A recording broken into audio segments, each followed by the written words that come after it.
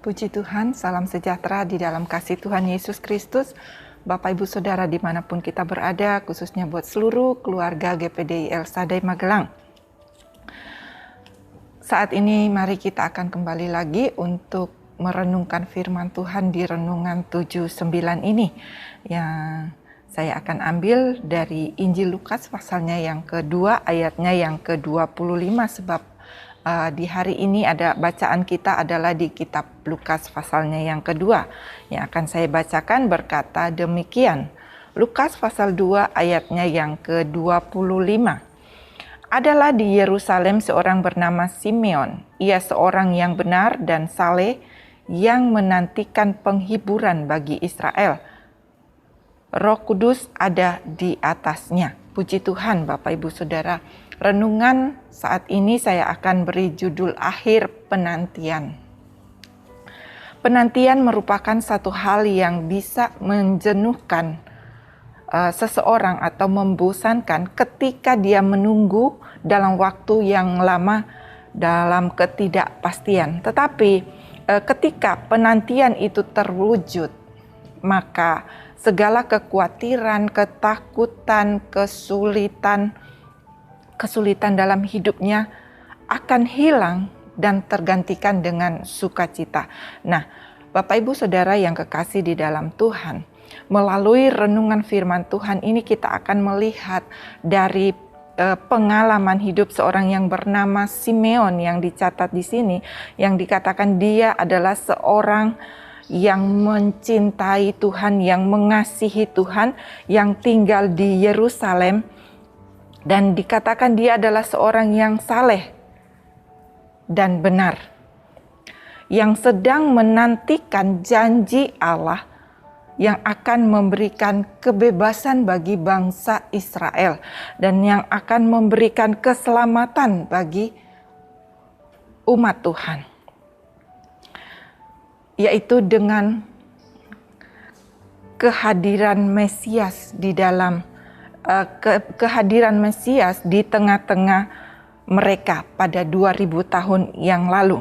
Nah, Bapak Ibu Saudara yang kekasih di dalam Tuhan, di dalam penantiannya ini kita dapat melihat bagaimana di usia yang sudah lanjut ini, Simeon mendapatkan sukacita yang luar biasa ketika dia dapat melihat keselamatan dari Tuhan itu dinyatakan kepadanya.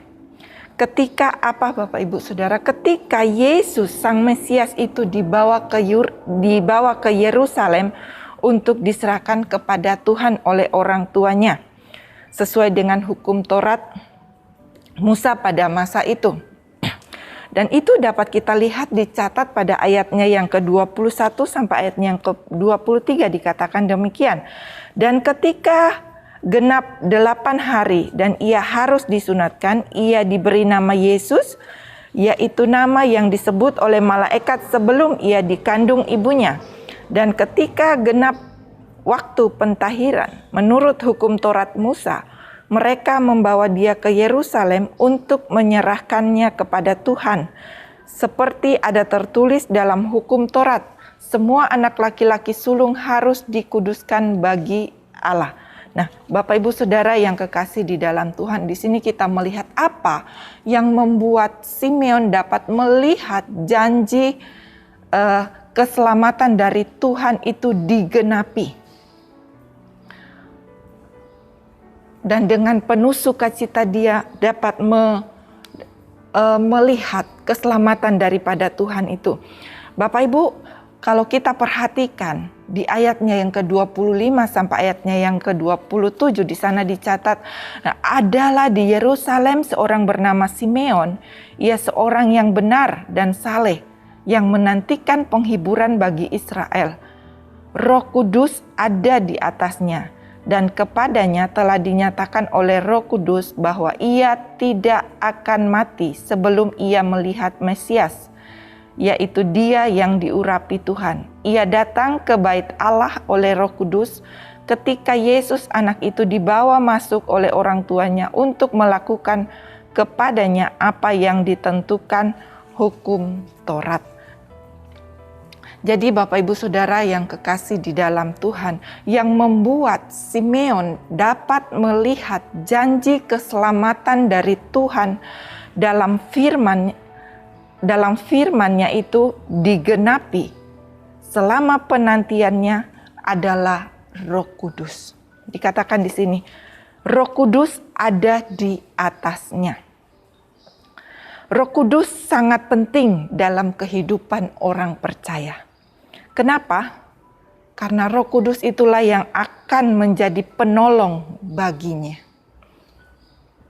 Roh Kudus akan menjadi penolong bagi kehidupan setiap orang percaya yang hidup di akhir zaman dalam penantian kedatangan Tuhan Yesus yang kedua kali. Nah, Bapak Ibu Saudara yang kekasih di dalam Tuhan, dalam menghadapi segala persoalan, segala masalah yang terjadi dalam hidup kita, di hari-hari ini ada satu pengharapan buat kita, di mana janji keselamatan yang diberikan bagi kita sebagai orang yang percaya kepada Tuhan, itu kita akan mendapatkan sukacita yang besar. Sebagaimana yang dialami oleh Simeon ketika dia berjumpa dengan Yesus. Nah, Bapak Ibu Saudara, kita sebagai Simeon akhir zaman, dalam kita menantikan penantian akhir kita nanti, dikatakan kita tidak akan dapat berjalan seorang diri dan kita tidak akan dapat berbuat apa-apa dengan adanya persoalan, masalah, tekanan dalam hidup kita tanpa kuasa Roh Kudus yang ada dalam kehidupan kita. Nah, itu sebabnya di sini kita melihat betapa pentingnya peranan Roh Kudus itu dalam hidup kita sebagai orang yang percaya kepada Tuhan. Untuk apa? Roh Kudus itu ada dalam hidup kita. Roh Kudus itu ada dalam kehidupan kita adalah sebagai penolong. Roh Kudus sebagai penolong di sini memiliki arti bahwa Roh Kudus itu yang ada di dalam hati kita itu akan menjadi penolong dari segala hal-hal yang buruk dalam hidup kita, dan Roh Kudus yang akan memimpin kita untuk kita dapat berjalan sesuai dengan kebenaran dari Tuhan. Sebagaimana Simeon, kalau kita melihat hidup dari Simeon, dia dapat melakukan apa yang Tuhan percayakan dalam kehidupannya, dalam penantiannya, dan kita dapat melihat bagaimana sukacita besar yang dia alami. Dan kalau kita melihat di dalam Lukas 12 ayat yang ke-12 berkata, sebab pada saat itu juga Roh Kudus akan mengajar kamu apa yang harus kamu katakan ketika apa yang harus kamu katakan. Nah, Bapak Ibu Saudara, ketika kita ada di dalam satu persoalan hidup, dalam penantian kita, dalam pengiringan kita kepada Tuhan, menantikan keselamatan yang Tuhan berikan bagi kita. Di sana dikatakan Roh Kudus itulah yang akan selalu mengajar kita untuk melakukan sesuatu yang berkenan kepada Tuhan. Dan di dalam dan Roh Kudus itu juga yang akan menjadi penghibur buat kita. Di dalam Yohanes 14 ayatnya yang ke-26 juga berkata, tetapi penghibur itu yaitu Roh Kudus akan diutus oleh Bapakku dalam namaku. Dialah yang akan mengajarkan segala sesuatu kepadamu dan akan mengingatkan kamu akan semua yang telah kukatakan kepadamu. Roh Kuduslah yang akan menjadi penghibur kita dan yang akan mengingatkan kita segala janji-janji Tuhan dalam hidup. Maksud saya segala janji-janji Tuhan dalam firman-Nya untuk menjadi kekuatan dalam hidup kita, yang akan menjadi penolong dan memimpin hidup kita sampai kita berada di akhir penantian kita. Dan di sana kita akan melihat bagaimana sukacita yang daripada Tuhan itu akan menjadi bagian kita. Dan ketika kita dipenuhkan dengan Roh Kudus juga, dan Roh Kudus itulah yang akan memimpin kita untuk menjadi saksi Tuhan. Sebagaimana kalau kita melihat di dalam Injil Lukas pasal ini, bukan hanya Simeon yang dapat memuji Tuhan, tetapi kalau kita melihat di ayatnya yang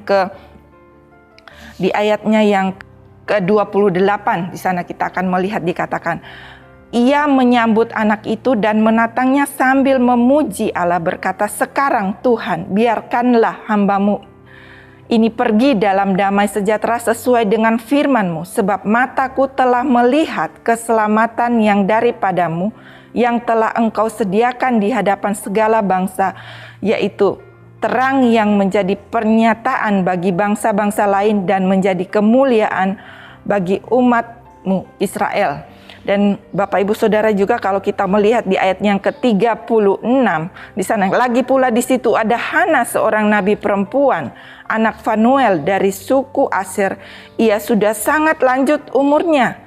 Sesudah kawin ia hidup 7 tahun lamanya bersama suami, dan sekarang ia janda dan berumur 84 tahun. Ia tidak pernah meninggalkan bait Allah dan siang malam beribadah dengan berpuasa dan berdoa. Dan pada ketika itu juga datanglah ia ke situ dan mengucap syukur kepada Allah dan berbicara tentang anak itu kepada semua orang yang menantikan kelepasan untuk Yerusalem. Nah, Bapak Ibu Saudara, di sini kita melihat orang yang menantikan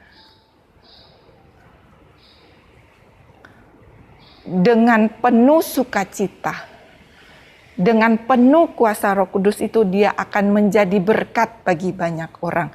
Dan kalau kita melihat apa yang dilakukan oleh Simeon dan Hana, mereka dapat menceritakan bagaimana